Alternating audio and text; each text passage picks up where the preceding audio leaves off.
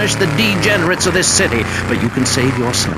The Pastor Richard Salvation Statue will be a completely self-sufficient community. We have canned food rations, private living quarters, and enough supplies to survive happily the predicted 40,000 years of nuclear winter. In Phase 2, and with funding from NASA, we will equip this massive statue with rockets. So when the poopy hits the proverbial fan, we will load up the statue with all of the people who have saved themselves through generous donations, blast into space, and colonize Saturn with a race of morally correct, affluent people ruled by me.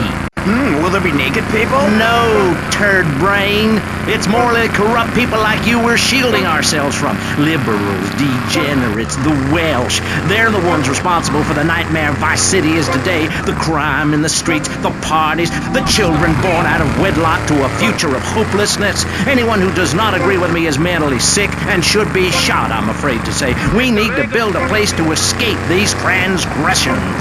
Whew, that's extreme stuff, Pastor. But we'll leave amateur eugenics for a minute and ask our other panelists. Jan, you're a mom, so you know everything. What is your thought on all this?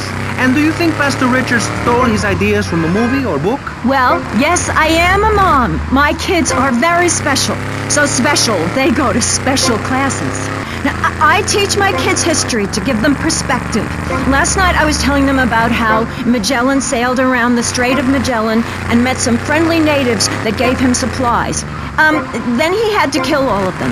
And that's an important lesson about life. If you look at nature, you'll see many species that eat their children to protect them.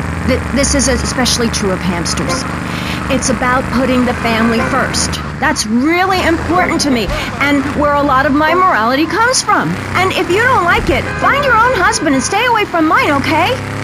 Okay, but, and excuse me if I sound a little confused here, but I don't think I understand. Now, my morality comes from looking at history and biology and working out what's best for my kids and screw anyone else. That's what this country's all about. I mean, I saw the hippies. What a load of claptrap. What's your kid gonna do at a school with a name like Moonbeam or Wave or Horseradish or whatever they call them? How can you take your kid to a Little League game when you live in a communal farm growing drugs? It's awful.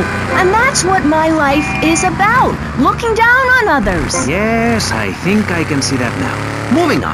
Pastor Richards, in your book, you talk about putting yourself first and how people should not make sacrifices or help those in need. Do you want to elaborate? Oh, that's right. People need to learn how to take care of themselves and not depend on others. If you read chapter 45 of my book, I talk about how being selfish is a virtue. The best thing you can do for someone that needs help is to tell them to help themselves. That builds moral character. Morality, Maurice. There's not much left in this city. Every time a culture has taken on the doctrine of helping your fellow man, we get thrown into the dark ages. Look at Russia. They keep trying to help each other out, extend a hand to a neighbor, and guess what? Every 10 years, someone's invading, burning down their homes, and taking their toilet paper. Napoleon, Stalin, Attila the Hun, all of them. After you read my book, you will understand. I may have been born in the sea, but I'm no dummy. Are we gonna talk about being naked? Yeah, soon, Barry. Keep your hair on and calm down, please, my friend. Divorce rates are up. Standardized test scores are down. Vampire sightings at the mall. Can the family be saved? Or, to put it another way, if we're meant to be monogamous, why weren't we born already married? Jan, over to you. Well, since I'm a happily married mother, I know the family unit is the basis of all society. Now, even when my husband is working late or away on an extended business trip to Hawaii with his secretary, I understand just how important the family unit is in life. He's working hard so I can get another station wagon with even more wood on it. Go on. Tell me more about your family. Well, I like to compare it to nature. After all, it is one planet, even if we do just want to maim and kill each other, especially me. Now, look at sharks and sandworms. And one of my hobbies, besides making babies and criticizing people, is biology. You learn so much from nature. People these days, they don't grow their own food.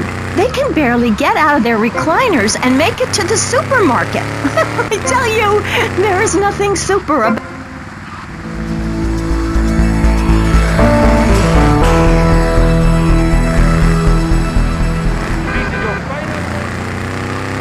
The Degeneratron? What a crock of shit. Hey, watch your language. This is radio. We have regulations about that sort of thing. But you let a naked man on. Yeah, he's behind the screen. You can't see him. It's not that exciting. Imagine a flabby guy with a ponytail and a nasty rash. You'll get the picture. Imagine one. I married one. Anyway, what was I saying? You were discussing the Degenatron with...